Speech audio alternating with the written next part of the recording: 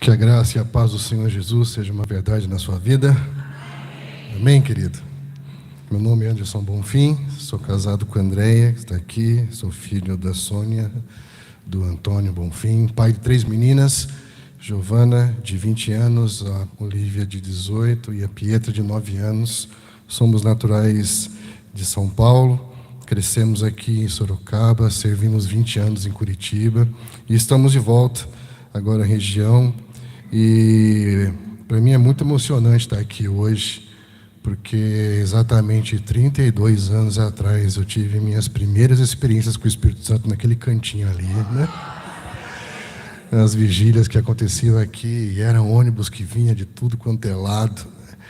E eu me lembro do pastor Silas, não sei se ele está aqui ainda, né? E foi um marco na minha vida, um marco da minha história. Eu tinha apenas 15 anos, com 17 anos eu já estava dentro de uma escola teológica, e com 22 anos já estava sendo ordenado ao ministério pastoral. Então, fico muito feliz poder estar aqui. É uma honra muito grande, né? Eu queria que você curvasse sua cabeça agora. Nós vamos orar. Pai, nós vamos nos debruçar sobre a Tua palavra, né? E quando o Senhor reconhece em nós a Sua palavra, o Senhor faz as Suas obras. O Senhor faz as Suas obras por causa da Sua palavra. Não tem a ver com o que eu penso, não tem a ver com o que eu sei, nada sobre mim, tudo sobre o Senhor. Por isso eu peço para que agora o Teu Espírito Santo, aquele que nos ensina todas as coisas, que dá testemunho de toda a verdade, ilumine os nossos corações, ilumine o nosso entendimento, para que todos nós, de alguma maneira, possamos sair daqui edificados pelo Senhor e pela Sua palavra, despertados. É o que nós ansiamos e desejamos. Pai, nós precisamos de Ti, da Tua graça, Teu favor, misericórdia. Tu és tão bom, tão gracioso, Pai. Obrigado por sustentar esse lugar, obrigado por estar nesse lugar. Santo é o Teu nome, Jesus.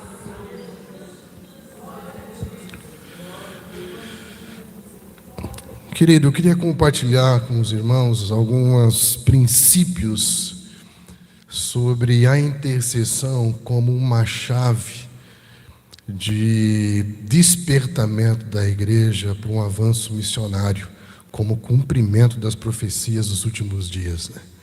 Eu queria falar com os irmãos sobre alguns princípios de intercessão como uma chave de despertamento, reavivamento da igreja, para que haja uma expansão missionária como cumprimento das profecias a respeito dos últimos dias, né? Esse texto de João, capítulo 17, ele diz: depois de dizer isso, Jesus olhou para o céu e orou. Seria uma transgressão hermenêutica a gente tentar falar qualquer coisa sobre esse capítulo sem pelo menos folhear um pouquinho sobre o que ele falou antes, não é? Porque o que ele vai orar aqui tem a ver com o que ele disse, porque depois de dizer isso, ele orou. Então, sempre quando a Bíblia fala, portanto, contudo, você tem que parar e, em respeito ao Deus da palavra, a palavra de Deus, você tem que voltar, porque senão você vai correr o risco de fazer o texto dizer o que ele não disse. Então, para que possamos estar o mais próximo possível da palavra de Deus, porque Deus só faz as suas obras quando reconhece as suas palavras, nós vamos voltar um pouquinho. Depois de dizer isso, Jesus olhou para o céu e orou. O que ele disse? Ele falou sobre muitas coisas importantes a partir do capítulo 14 de João, e é muito importante que a gente, como igreja, possa mergulhar nisso. Ele fala no capítulo 15 de algo que nós chamamos de uma estação da poda. Ele vai falar de um processo em que ele corrige. Quando fala ali daquele que corta e lança, ele está falando ali, talvez no sentido, no grego ali, de amarrar, juntar para levantar, no sentido de corrigir o pecado, a transgressão, que nos impede de ser produtivo dentro da relação com Deus. Depois ele fala da poda. A poda já não teria a função de tratar com a correção do pecado, mas com o tratamento do ego, para nos lembrar que se damos fruto não é sobre nós, é porque estamos em Jesus, e se estamos em Jesus, damos fruto, e nisso o nosso Pai é glorificado. Lindo isso, não é? E ele vai falar desse processo em que nós vamos dar fruto. Se vocês permanecerem em mim, as minhas palavras permanecerem em vocês, pedirão o que quiserem e será concedido, porque ele vai reconhecer em nós as suas palavras e vai fazer as suas obras. Deus não mudou o seu jeito de fazer as coisas. No princípio ele disse, e as coisas aconteceram. Ainda hoje, Jesus olhou para os seus discípulos e disse: vocês veem que em mim está a palavra e conseguem ver que em mim Deus faz as suas obras, porque em João capítulo 5 ele já vem explicando esse princípio. Deus reconhece as suas palavras, ele faz as suas obras. Talvez poucas coisas temos visto, porque temos falado muito sobre nós e pouco sobre o que ele disse. E ele falou: se vocês permanecerem em mim, as minhas palavras permanecerem em vocês, pedirão o que quiserem, porque o seu querer vai estar de acordo com a palavra, e se eu pedir a palavra, ele faz as suas obras. E meu Pai é glorificado pelo fato de vocês darem muito fruto, e assim serão meus discípulos. O Pai, como o Pai me amou, assim eu os amei, permaneçam no meu amor. Versículo 16, ele continua: vocês não me escolheram, eu escolhi vocês, para que vocês possam ir e darem fruto, fruto que permaneça, a fim de que o Pai conceda a vocês o que pedirem em meu nome. E este é o mandamento, que amem uns aos outros. Essa estação de poda, essa estação em que nós somos cortados, ensinados, instruídos, isso vai gerar em nós mais força, mais potência. Não sei se você sabia, quando você poda um ramo, nasce pelo menos 3 novos ramos no ramo podado. Então aquilo que é a poda, que parece uma estação que mostra a nossa feiura, que parece uma estação de morte, é uma estação em que Deus está nos aumentando força. Amém, queridos? E por isso ele diz: eu aumento força e produtividade, e toda ação vai ter a sua reação, e assim como o mundo me odiou, o mundo também odiará vocês. Parece que Jesus está falando aqui, preparando os discípulos para tempos difíceis. Eu não sei se você tem essa impressão. Ele diz: se vocês permanecerem no mundo, ele os amaria, como se fossem dele, todavia vocês não são do mundo, mas eu os escolhi tirando-os do mundo, por isso o mundo os odeia. Se me perseguiram, também perseguirão vocês. Se obedeceram à minha palavra, também obedecerão a de vocês. Tratarão assim vocês por causa do meu nome, pois não conhecem aquele que me enviou. Versículo 26. Quando vier o conselheiro que eu enviei a vocês da parte do Pai, o Espírito da verdade, que provém do Pai, ele testemunhará a meu respeito, e vocês também testemunharão, pois estão comigo desde o princípio. Capítulo 16, a partir do versículo 2. Vocês serão expulsos das sinagogas, de fato, virá o tempo quando quem os matar pensará que está prestando culto a Deus. Farão essas coisas porque não conheceram nem o Pai, nem a mim. Estou dizendo isto para que quando chegar a hora, repita comigo, chegar a hora, lembrem-se do que eu avisei. Não disse isso a vocês no princípio, porque eu estava com vocês. E aí ele começa a explicar sobre a obra do Espírito Santo. Versículo 7. Afirmo que é para o bem de vocês que eu vou para o Pai. Se eu não for, o conselheiro não virá para vocês, mas se eu for, eu o enviarei. Quando ele vier, convencerá o mundo do pecado, da justiça e do juízo. Versículo 13. Mas quando o Espírito da verdade vier, ele os guiará por toda a verdade. Não falará de si mesmo, mas falará apenas o que ouvir e anunciará a vocês o que ouvir. Por quê? Porque Deus tem compromisso com o que ele diz. Versículo 15: tudo que pertence ao Pai é meu, aliança, pacto. Por isso eu disse que o Espírito receberá do que é meu e o tornará conhecido a vocês. Mais um pouco e já não me verão, um pouco mais e me verão de novo. E perguntaram: o que quer dizer um pouco mais? E ele responde mais para frente no versículo 19: mais um pouco e não me verão, um pouco mais me verão de novo. Digo que certamente vocês chorarão e se lamentarão, mas o mundo se alegrará. Mas se entristecerão, mas a tristeza de vocês se transformará em alegria. Presta atenção: a mulher que está dando à luz sente dores, porque chegou a hora. Mas quando o bebê nasce, ela esquece a angústia, por causa da alegria de ter vindo ao mundo. Assim acontece com vocês. Agora é a hora da tristeza para vocês, mas eu os verei outra vez, e vocês se alegrarão, e ninguém tirará essa alegria de vocês. Uau! Até agora vocês não pediram nada em meu nome. Peçam e receberão, para que a alegria de vocês seja completa. Embora eu tenha falado por meio de figuras, vem a hora. Olha aí, ele está prometendo uma hora aqui. Vem a hora e que não usarei mais esse tipo de linguagem, mas falarei abertamente a respeito do meu Pai. Eu vim do meu Pai, 28, e entrei no mundo. Agora deixo o mundo e volto para o Pai. 30. Agora podemos perceber que sabes todas as coisas e nem precisas que te façam perguntas. Por isso cremos que viestes de Deus. Aproximada a hora e já chegou. Jesus respondeu: agora vocês creem? Aproxima-se a hora e já chegou, quando vocês serão espalhados cada um para a sua casa. Vocês me deixarão sozinhos, mas eu não estarei sozinho, porque o Pai está comigo. Eu disse a vocês essas coisas para que em mim vocês tenham paz. Neste mundo vocês terão aflições, contudo tenho ânimo, eu venci o mundo.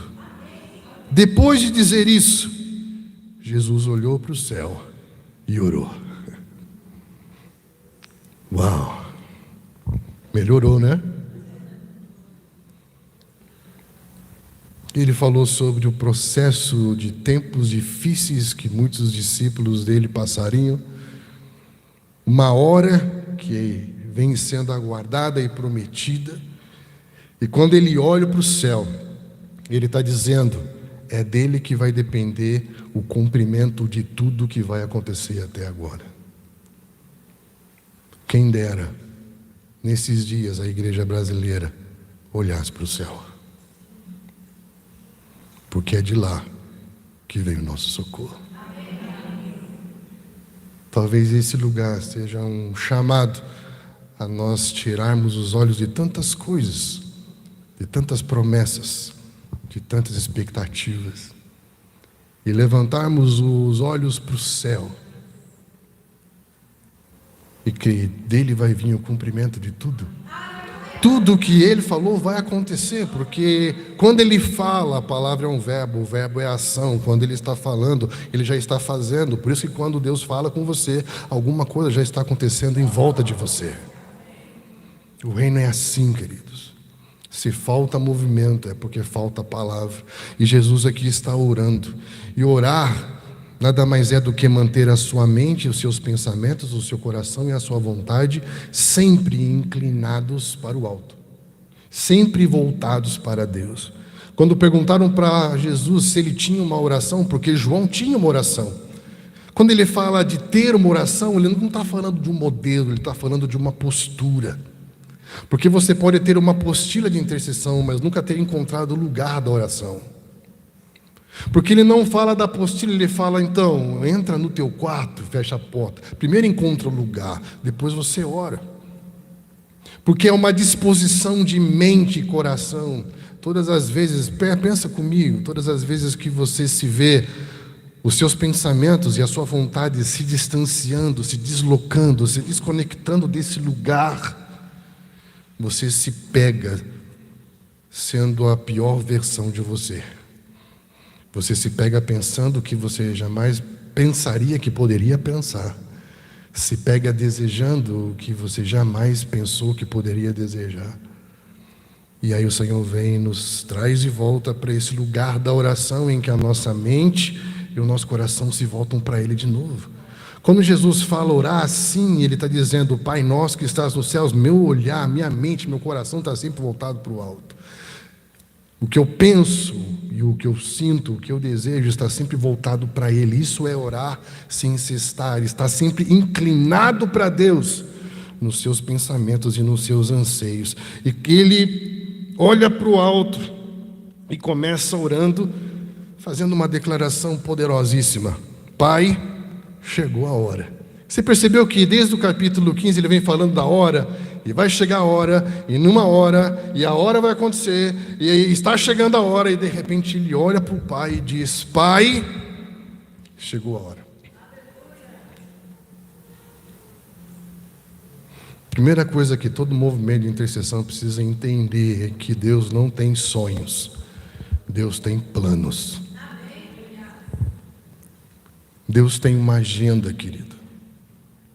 Não somos nós que fazemos as coisas acontecerem, mas nós precisamos estar preparados para o dia em que as coisas vão acontecer. O que Jesus vem falando é preparando os seus discípulos para momentos difíceis, porque Ele sabia que eles seriam encontrados pela hora de Deus. Estão entendendo? Dizer a hora chegou é dizer: Pai, estou pronto para ser cumprimento de tudo que foi falado.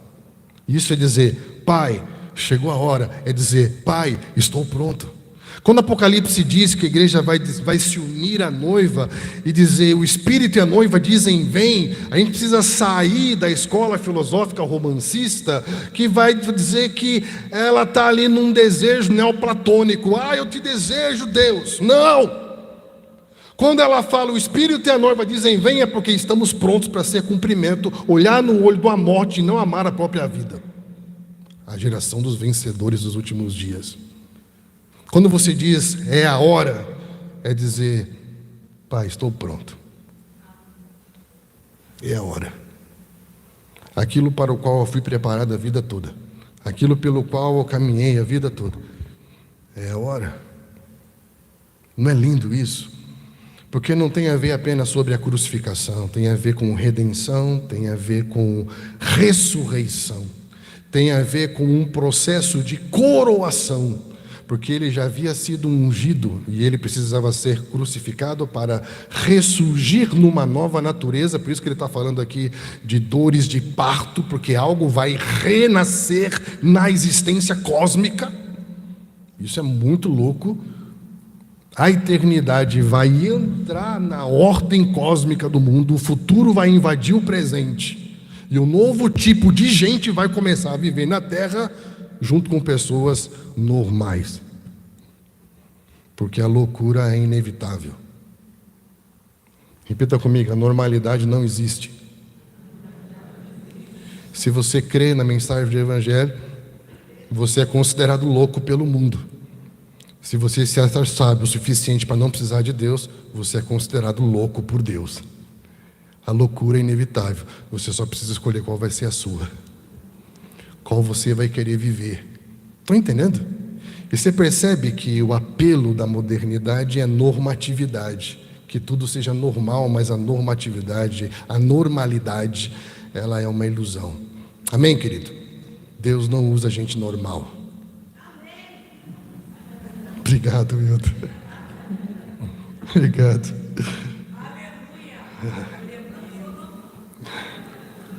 Chegou a hora, todo intercessor ele precisa discernir o tempo. Discernir o tempo, cuidado, porque logo no comecinho de ministério de Jesus, no primeiro milagre dele, a mãe dele queria que já fosse a hora dele. É a sua hora de brilhar, filhão, vai lá. Não é? As pessoas criam expectativas sobre João Batista. O que será que vai dar esse menino? Agora é a sua hora. Ele vai para o deserto e fica 18 anos esperando a hora. Jesus ressurreto, ele já tinha soprado sobre os discípulos como se fosse uma reconstituição de uma cena original no Jardim do Éden. E perguntam para ele: será essa a hora que o Senhor vai restaurar o reino de Israel? Ele fala: não compete vocês a saber tempos ou horas ou dias que foram determinados por Deus. Faz só o que eu falei, fica em Jerusalém e ora, velho. Ao invés da gente querer saber a hora, eu te dou um conselho: vamos interceder para que a igreja esteja pronta para a hora dela. Estamos juntos? Nós estamos sofrendo no Brasil hoje o que eu chamo de escatolomaníacos. Pessoas que estão gastando muito tempo / vida, porque tempo é vida, né? Você perde tempo, perde vida. Vida perdida é vida não vivida, e vida não vivida não volta. É pecado, porque a vida não é mais sua. E muita gente perdendo tempo, vida, tentando decifrar códigos e sinais do livro de Apocalipse. Só que eu quero te dizer algo: Jesus fala algo muito sério sobre os últimos dias. Ele fala que os últimos dias não serão como os dias do dilúvio. Serão como os dias de quem? De Noé. Ele está falando que os últimos dias serão marcados por acontecimentos ou por um tipo de gente que vai se levantar na terra? Estou entendendo? E eu fico tentando descobrir qual vai ser a hora do próximo acontecimento e perdi tempo de discipular pessoas para que se levante o tipo de gente para a hora que vão precisar estar prontos. Porque senão vai acontecer de novo. Lucas 14, há uma mesa do reino preparada, mas as pessoas vão se distraindo com as suas próprias coisas, e quando ficar pronto, não estarão prontos, e ele vai ter que usar quem não se aprontou. Por quê? Porque a gente sabe quando vai chover, mas não sabemos qual vai ser a hora. Então o que nós temos que fazer? Nós temos que nos preparar. O que ele está falando desde o capítulo 4? Se prepare, estejam prontos, a hora vem. Vai ser difícil, não vai ser fácil. Estamos juntos, queridos? Eu acredito que um lugar como esse é como um centro de inteligência estratégica global, né? Em que Deus vai trazer informação, diretrizes, mapas, roteiros, segredos, chaves, lugares, nomes, rostos. E esse lugar vai soltar informações secretas, sigilosas, para os 4 cantos do mundo. A respeito do quê? A respeito da hora. E vai dizer: querida, a hora está chegando, esteja pronto. Estão entendendo? Deus falou para Noé: Noé, eu te dou 120 anos. Ou seja, você está numa corrida contra o tempo. Não é 120 anos de vida, porque você vai ver no Novo Testamento que ele pregou arrependimento até o último dia da sua vida. Ele acreditou, chorou, por isso que ele tomou um porre depois do dilúvio, porque ele sentiu dor de ver toda a sua geração morrendo. Ninguém se alegra de ver o ímpio morrer, querido. Misericórdia, misericórdia. Ninguém se alegra com terroristas mortos, bandidos mortos. A gente se alegra quando todos conhecem a verdade. Imagine um homem que pregou durante 120 anos: arrependam-se, arrependam-se, arrependam-se, arrependam-se.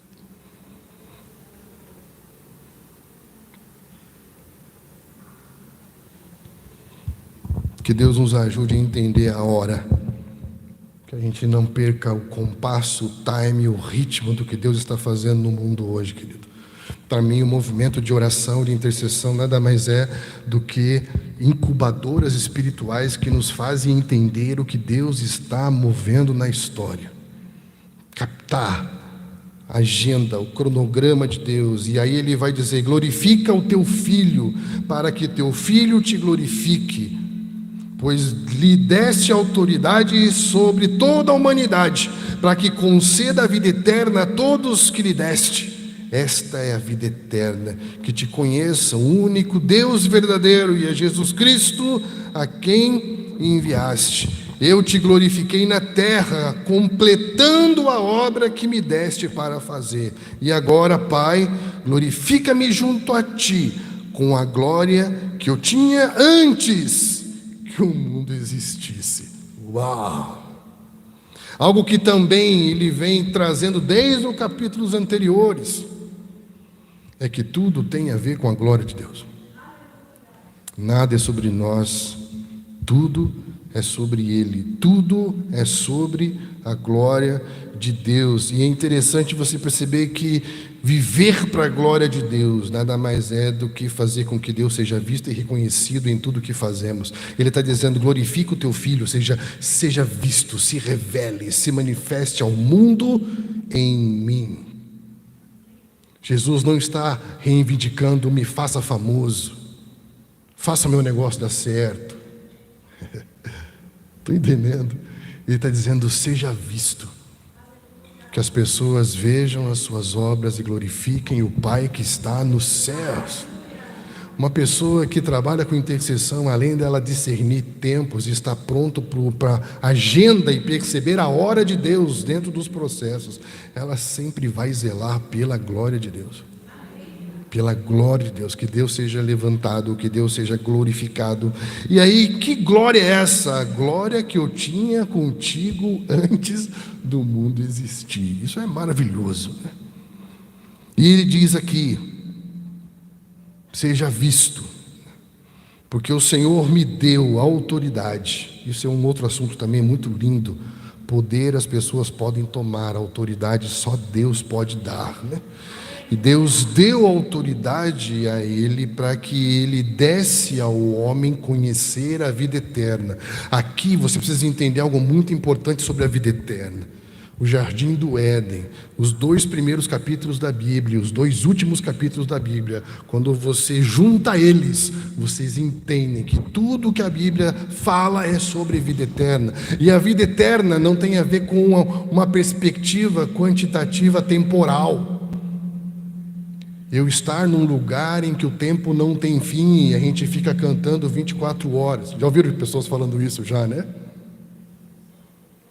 A eternidade não tem a ver com a perspectiva quantitativa temporal, mas tem a ver com a perspectiva qualitativa relacional. Sabe quando você está com alguém que você ama tanto que não vê o tempo passar? Isso é eternidade. Obrigado, Hilda, de novo. Sabe quando você está com uma pessoa que você ama tanto e desfrutando tanto, porque John Piper fala algo maravilhoso no seu livro, Plena Satisfação em Deus. Ele fala que Deus é mais glorificado quando somos plenamente satisfeitos nele. E quando você está com alguém que você ama, você não vê o tempo passar. Isso se chama eternidade. Por quê? Porque a eternidade nada mais é do que um casamento. Infelizmente, muita gente acredita que Deus criou o casamento para que ele fosse feliz. Mas, na verdade, Deus criou o casamento para lembrar do encontro dele com Jesus. Não é sobre nós. É sempre sobre ele, para a glória de Deus. Pensa comigo, se nós já temos em Cristo o penhor, a garantia e o adiantamento da nossa herança, e o adiantamento da nossa herança é uma pessoa da Trindade, é o Espírito Santo. Pensa, é lógico. Vamos pensar juntos. Se eu recebi o adiantamento, o que é o adiantamento? A primeira parte, a garantia de que eu vou receber a medida completa. Se a primeira parte, a garantia, é a pessoa do Espírito Santo, o que é a minha herança completa? Por favor, não me fala ruas de ouro. Qual vai ser a minha herança? A Trindade. Deus é um encontro tão lindo e profundo que você não vai ver o tempo passar. Isso se chama eternidade. Por isso que na Bíblia conhecer não tem a ver com a nossa ideia moderna de conhecer. Conhecimento hoje para nós é produto, você compra e usa para aquilo que você bem entende, mas na tradição judaica cristã, conhecer é uma relação pactual profunda. Gênesis 4 fala que Adão conheceu Eva ao ponto de se tornarem um, ao ponto de eu não ser mais quem eu era antes e agora ter que reassumir responsabilidade por aquilo que sou por causa do que conheci. Conhecer compromete tudo de todos. Isso é conhecer. Jesus nos fez conhecer, nos colocou dentro de uma relação eterna. Tem alguém aí? E é baseado nisso que ele vem dizendo para o Pai: Pai, estou pronto, mas tem uma coisa que eu preciso interceder aqui. Eu preciso me colocar diante do Senhor, diante dos meus discípulos. Até aqui, ele vem falando de como ele veio para cumprir todo o propósito de Deus. Ele está falando de como ele veio para revelar Deus a todos os homens. Estamos juntos? Mas a partir de agora, ele começa a entrar num nível de intercessão, e é nesse nível de intercessão que eu quero falar com você. Porque ele entende que para as nações serem tocadas, os discípulos precisam ser formados. Se eu oro pelas nações, mas eu não formo discípulos, eu não estou cumprindo a lógica. Eu estou orando o propósito, mas sabotando o processo. E se eu saboto o processo em nome do propósito, eu me frustro, porque nunca vou chegar no lugar e dizer: é a hora. Estão entendendo? Isso é lógico, querido. Pensa comigo. O reino de Deus é um reino do quê? Sacerdotes. O reino de Deus é um reino de sacerdotes. De Abraão, quando ele chamou Abraão para ser pai de um povo que chamaria de meu, e foi abençoado por Melquisedeque, que é a representação, segundo a perspectiva de Hebreus 8, do Messias, o sumo sacerdote que abençoaria Abraão e seria superior a tudo que nasceria de Abraão, inclusive o sacerdócio araônico levítico. Por quê? Porque para Jesus ser Messias, ele teria que ser respaldado pela linhagem real de Davi e uma linhagem sacerdotal. E por ser de Judá, não há sacerdotes na linhagem de Judá. Então ele é sacerdote segundo a ordem de Melquisedeque, que abençoa Abraão, de quem nasceu Judá. Então ele é maior do que o sacerdócio levítico. Uau! Tem alguém aí? Sabe o que ele está fazendo? Inaugurando um tempo na história. Até então o povo não tinha reis. De Abraão até Davi dá mais de 1000 anos. Nesses 1000 anos, o que ele fez? Formou um povo. Como que o rei se assenta sobre um trono se não é formado um povo sacerdotal para servir no reino do rei do reino?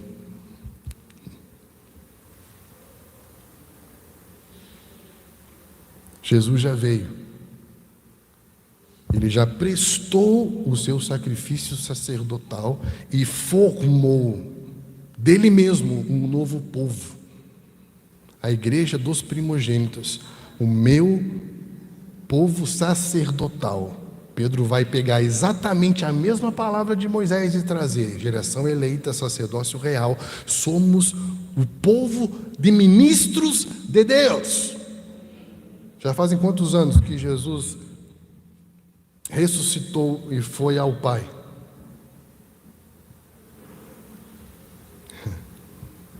Mais tempo do que há entre Abraão e Davi. O gap está grande. A gente olha para que o rei venha, mas a gente está formando o povo do reino? Ou estamos gastando tempo levantando outros messias? Estão entendendo? Quando ele levantou Davi depois de Saul, não é para dizer que nasceria dos homens um rei bom, é para dizer que o único que reinaria de fato com justiça sobre a terra seria o Messias, porque ele é filho de Davi. Jesus começa a interceder pelos discípulos, pela igreja, porque se ela não funciona, o avanço e as missões não são efetuadas, querido.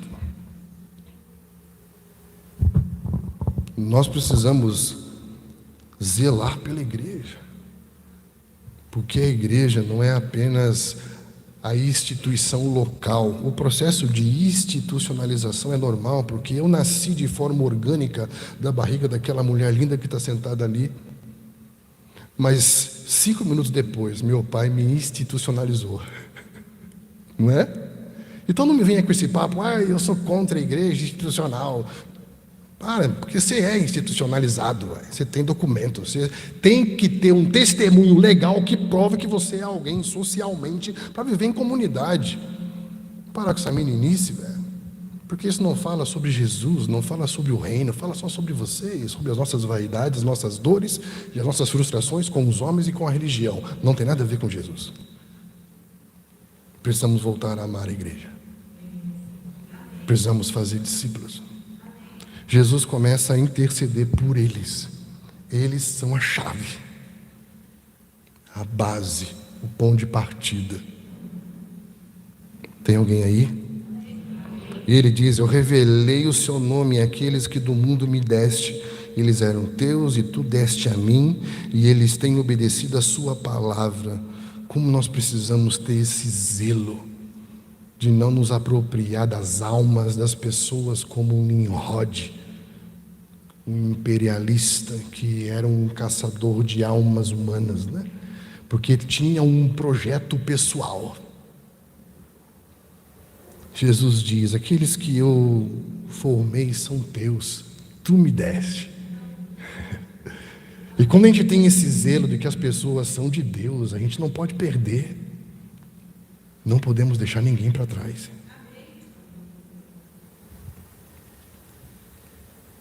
E às vezes eu tenho a impressão, depois de 20 anos trabalhando, treinando missionários em Jocum, em vários lugares do Brasil, que às vezes a nossa própria estratégia missionária é abortiva, porque a gente ajuda a nascer, mas não fica para cuidar, cara.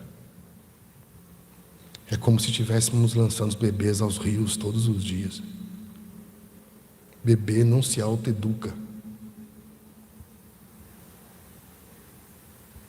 Jesus intercede por eles.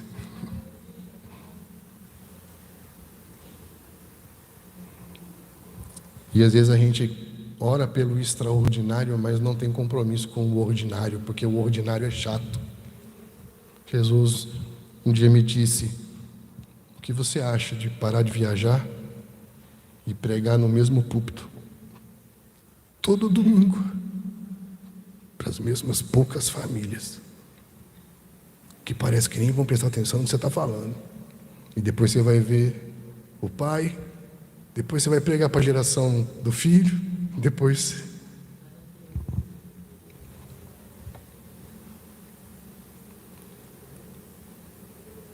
interceder para que Deus reavive em nós um amor pelo ordinário da vida da igreja, que a paraeclesia caia, que a terceirização de missões caia. A maior base missionária do mundo se chama a Igreja de Jesus Cristo, corpo de Cristo, noiva de Cristo. É lá onde as pessoas estão, onde as pessoas precisam ser formadas, né? E ele começa a falar sobre essa maneira como eles foram formados, como ele transmitiu essas palavras, como eles creram. Versículo 9 fala: eu rogo por eles. Não estou rogando pelo mundo. Aqui há mudança de chave. Aqui há uma mudança de chave. Não estou intercedendo pelo mundo, mas estou intercedendo por eles. Repita comigo: rogo por eles. Não pelo mundo.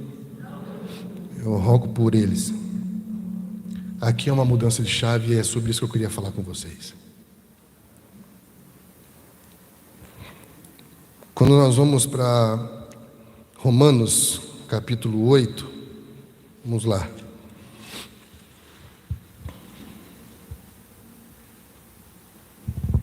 Aleluia, glória a Deus.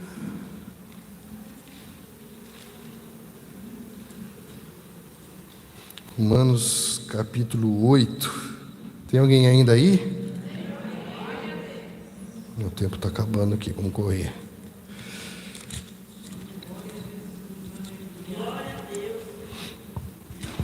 ele começa a falar algo maravilhoso.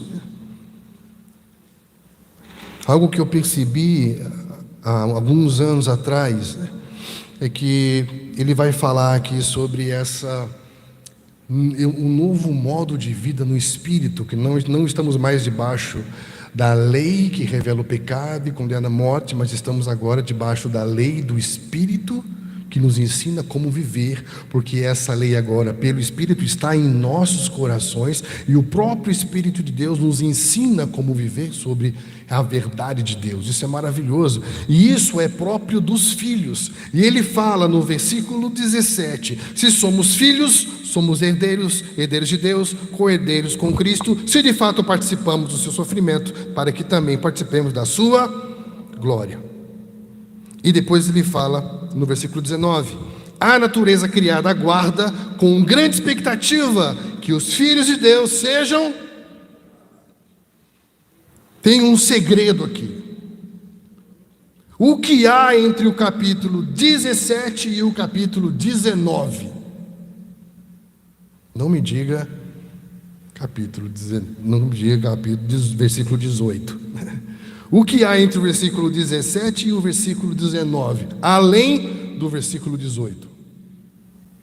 Porque o 17 fala que somos herdeiros, o 19 fala que há uma expectativa escatológica de que se manifeste um tipo de gente na história. E entre o 17 e o 19 tem o 18. O 18 fala sobre o quê?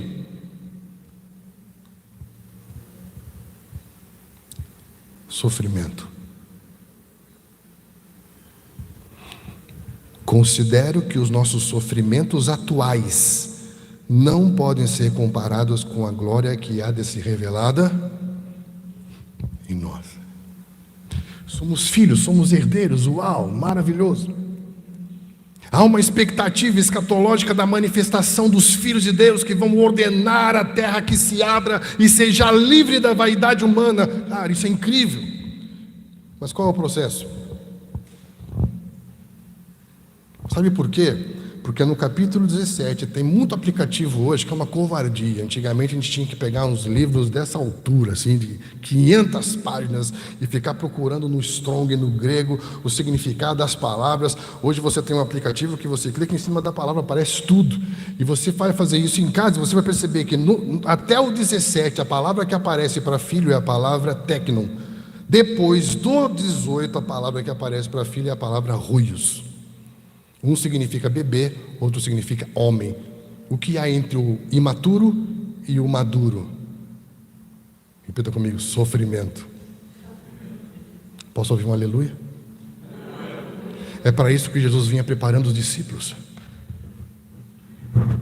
Essa intercessão: não rogo pelo mundo, mas rogo por eles. Não tire do mundo, mas livra-os do mal, que o negócio vai ficar esquisito.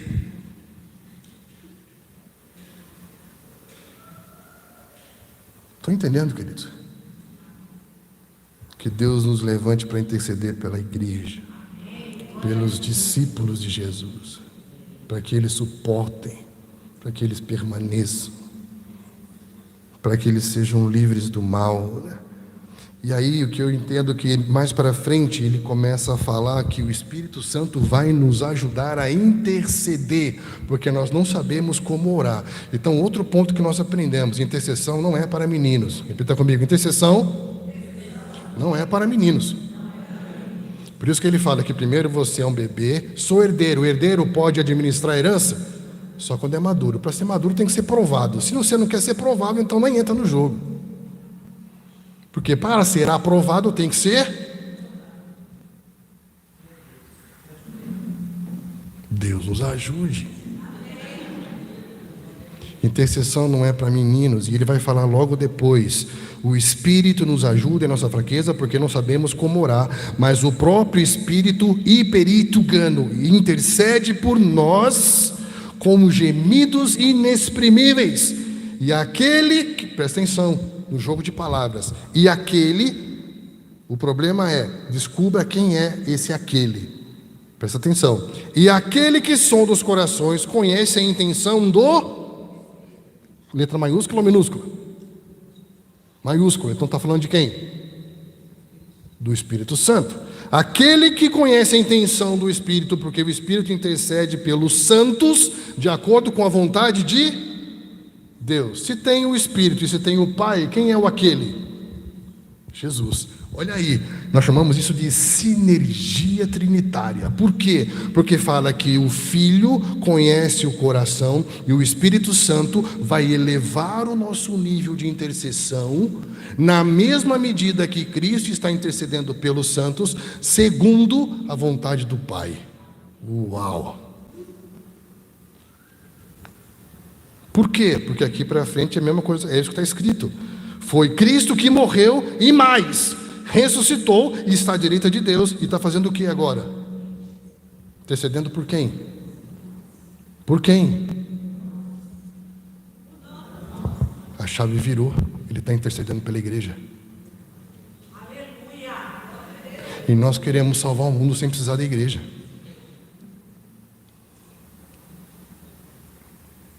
Criando projeto, foi assim que Judas caiu. Para que honrar Jesus? Vou criar meu projeto social e vou falar que é reino de Deus. Caim fez isso, velho. A cidade dos homens está cheia de projeto social. Projeto social muda o lugar que o homem está. O reino de Deus muda o homem do lugar. Aleluia. Glória a Deus. Aqui ele está falando de interceder pelos santos.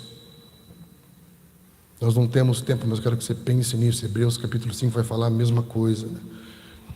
E eu quero que você, para encerrar, leia comigo 1 Timóteo, capítulo 2.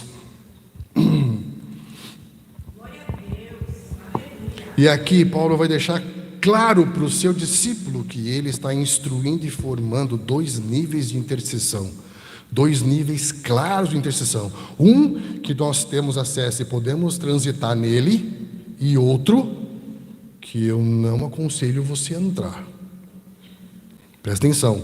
Ele diz: antes de tudo, recomendo que façam súplicas, orações, intercessões e ações de graça por todos os homens. A palavra aqui é outra. É o mesmo autor, mas não é a mesma palavra. A palavra que ele usou lá em Romanos, quando fala de interceder pelos santos, é a palavra hiperitugano, ou seja, se colocar além e levar a um nível em que eu posso me colocar no lugar dele e me identificar com. Aqui a palavra é euteses, é a palavra que é entrevistar. Eu preciso perguntar a Deus de que maneira ou como eu posso orar, abençoando todos os homens. Para quê?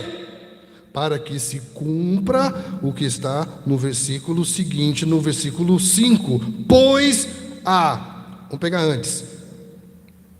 3. Isso é bom e agradável perante Deus, nosso Salvador, que deseja que todos os homens sejam e cheguem ao pleno conhecimento da...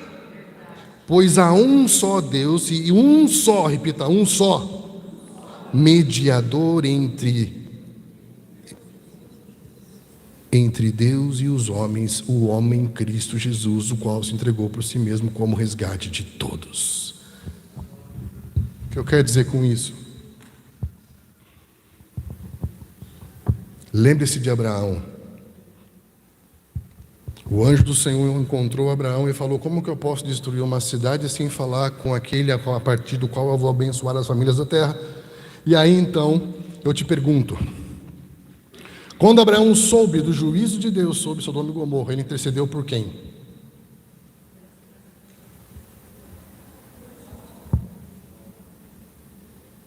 Ele intercedeu pela cidade ou pelos justos?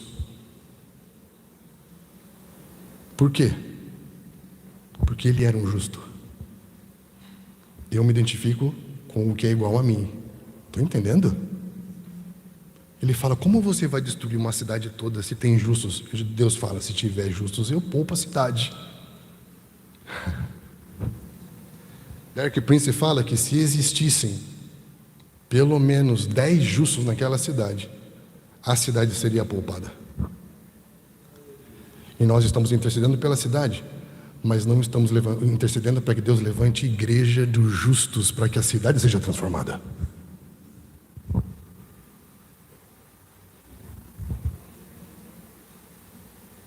entendendo?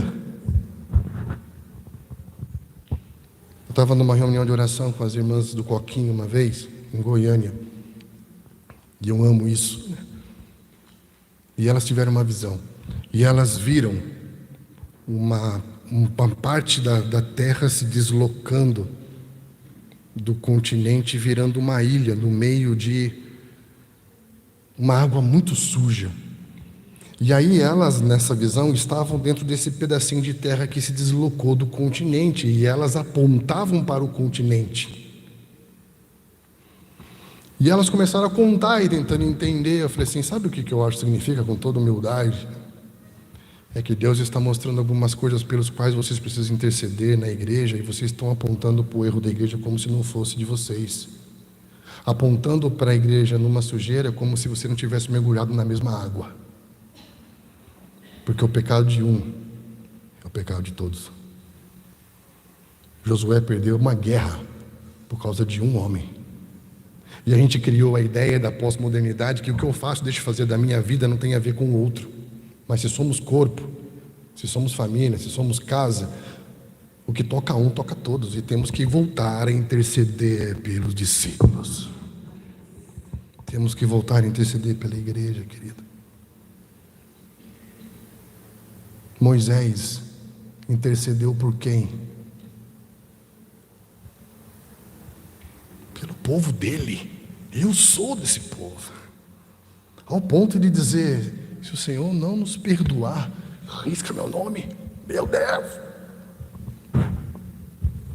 Isaías intercedeu por quem, querido? Neemias estava fora da sua nação, mas quando ouviu as notícias da sua nação, ele intercedeu por quem? Pela sua nação. Porque isso fala de identificação. Identificar é o que nós vamos ver depois de Ezequiel e Jeremias, que é reparar brecha. Reparar brecha é ocupar um espaço. É você dividir força com o seu irmão que não tem força para orar aquilo que você pode orar por ele. Estão entendendo? Isso é intercessão, é voltar a fortalecer a igreja para que ela tenha vitalidade para ser a resposta à profecia de Jesus, que nos últimos dias, não fique de olho nos acontecimentos, porque os últimos dias não serão como os acontecimentos, mas serão como um novo tipo de gente se levantando na terra. Por isso que aqui no 16, antes do 17, ele fala, é como dor de parto. Ele diz, nos últimos dias haverá guerra, fome, tudo isso que a gente está vendo. Ele fala, mas não é o fim. E parece que a gente tem um olhar pessimista, fatalista para as notícias que o R1, que o G1, que o R7, que os meios de comunicação parece que estão nos dando a pauta do que interceder. Não!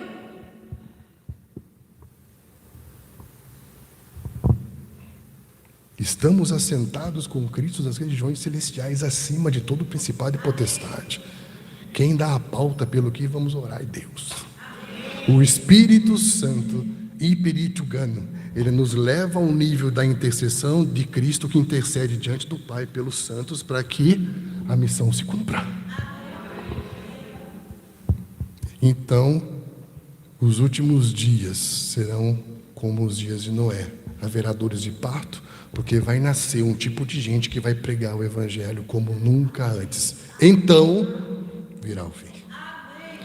Meu conselho, não se coloque mais diante de Deus pedindo perdão, se identificando com o pecado de ninguém, porque há um único mediador entre Deus e os homens. Não coloque mais a bandeira de uma nação sobre as suas costas e diga, eu peço perdão em nome dessa nação, porque é como se você estivesse falando, eu não preciso mais do mediador que fez isso na cruz. Estão entendendo? Você suporta isso, cara? Olha o que você está orando. Eu me identifico com o pecado, mas você é dessa natureza, porque se nós não vivemos mais, não somos mais nascidos dessa natureza, eu não posso entrar nesse nível de intercessão, de identificação com o pecador. Estão entendendo? Não oro pelo mundo, oro por eles. Mas eu posso interceder pelo mundo, pelos líderes, pelos políticos. Para quê? para que cheguem ao pleno conhecimento da verdade do único mediador entre Deus e os homens, Cristo Jesus. Aleluia. E aí o evangelho vai tocar as pessoas, e não a sua intercessão, porque isso pode ser a idolatria da intercessão. Tem alguém aí? A minha missão seria encorajar os irmãos a entender que a intercessão é uma chave para um reavivamento, para um redespertamento da igreja como nunca antes, para que a igreja possa cumprir essa missão de proclamar que já há um novo rei que foi ungido e ele voltará para ser coroado. A igreja não é o reino de Deus, mas ela é a mensageira dele. Ela é o povo dele, tem a mensagem dele. E que Deus nos dê esse coração compassivo, que sente, que se identifica. Que Deus nos acorde de madrugada para interceder pelos irmãos, pelos missionários, pelos aqueles que precisam de força. Estou entendendo? Deus, eu quero dividir força com alguém, eu quero dividir graça, paz, alegria com alguém, né? E que a igreja seja fortalecida. Nós precisamos de mais que a igreja seja fortalecida. Nós não precisamos desse Messias que as pessoas estão dizendo que a igreja precisa. Nós precisamos de Jesus. Nós já temos o Messias. Nós já temos o nosso Messias. E Deus prometeu a ele todas as nações. Ele é o herdeiro de todas as nações. Que Deus nos ajude. Amém, querido?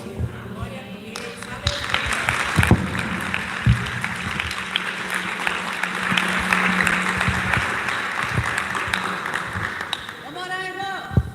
Vamos orar, irmãos. Vamos colocar de pé, queridos.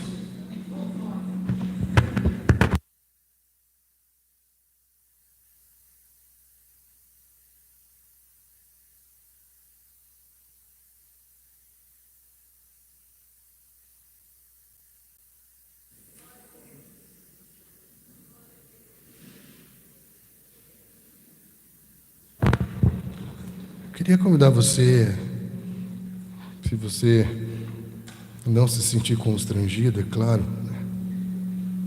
Afinal, Jesus deixou o lugar dele para vir encontrar com a gente, mas eu não quero constranger você a sair do seu lugar e encontrar com alguém, né? Mas eu queria que você desse a mão para alguém que está do seu lado. Orar para que Deus nos desperte zelo pelo corpo, amor pela igreja.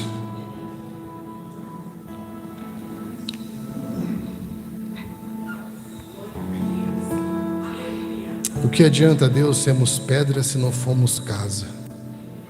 O que adianta sermos filhos se não formos família? O que adianta sermos membros se não formos corpo?